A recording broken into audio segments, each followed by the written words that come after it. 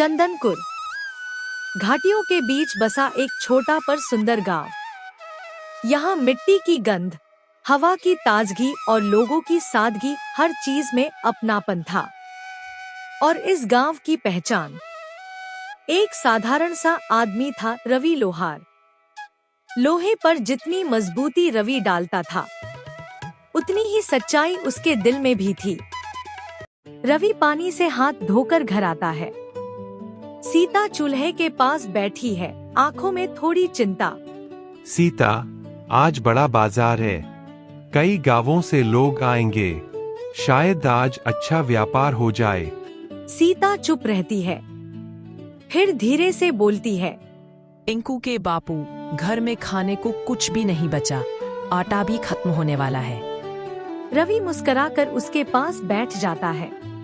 सीता, तू चिंता मत कर, आज चाहे कुछ भी हो जाए, मैं पूरा राशन लेकर ही वापस आऊंगा। आप इतनी मेहनत करते हैं पर मिलता कुछ नहीं, काश कोई दूसरा काम कर लेते। सीता, मेहनत कभी व्यर्थ नहीं जाती, एक दिन यही मेहनत हमारा भाग्य बदल देगी। कभी कभी गरीब के घर उम्मीद ही उसका सबसे बड़ा खजाना होती है। चाकू, फावड़े, हल के फाल और तलवारें सजाता है।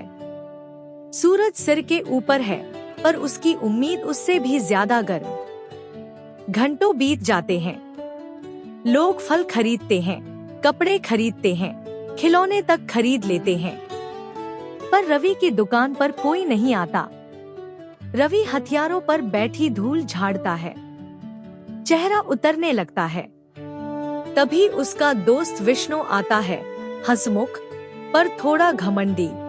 अरे रवि, यहाँ ऐसे क्यों बैठे हो? ग्राहक नहीं आ रहे क्या? हाँ भाई, आज भी कोई नहीं आया। अरे मेरे तो खूब काम चल रहे हैं, तू भी अगर अपनी कीमत बढ़ा देना तो लोग लेने आएंगे। कला की कीमत नहीं बढ़ती विष्णु, उसकी पहचान बढ़ती है।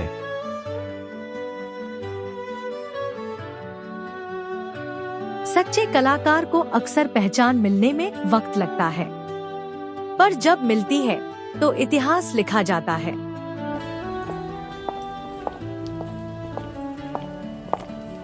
एक घोड़ा रुकता है, उस पर राजा वीरभद्र, कठोर पर न्यायप्रिय योद्धा। वे सीधे रवि की दुकान पर आते हैं। क्या तुम ही रवि लोहार हो? जी महाराज, मैं ही रवि हूँ। तुम्हारी कला के बारे में बहुत सुना है, मुझे एक ऐसी तलवार चाहिए जो अजेय हो। रवि हैरान, पहली बार कोई राजा उससे चीज बनवा रहा था। बिल्कुल महाराज, पर ऐसी तलवार बनाने में समय लगेगा। राजा एक भारी सोने की पोटली निकालकर रवि की हथेली पर रखते हैं। यह तुम्हारा मेहनताना, बाकी अमानत लेने मैं खुद आऊंगा।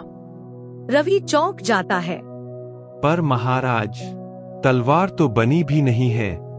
राजा हल्की मुस्कान से कहते हैं, यह तुम्हारी कला का सम्मान है रवि। राजा जाते हैं।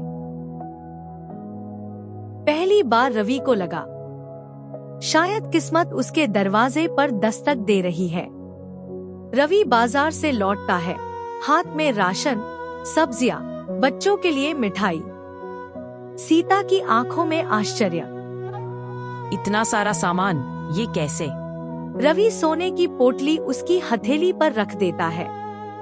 राजा वीरभद्र ने मुझे तलवार बनाने का काम दिया है। सीता के चेहरे पर महीनों बाद खुशी की चमक उभरती है।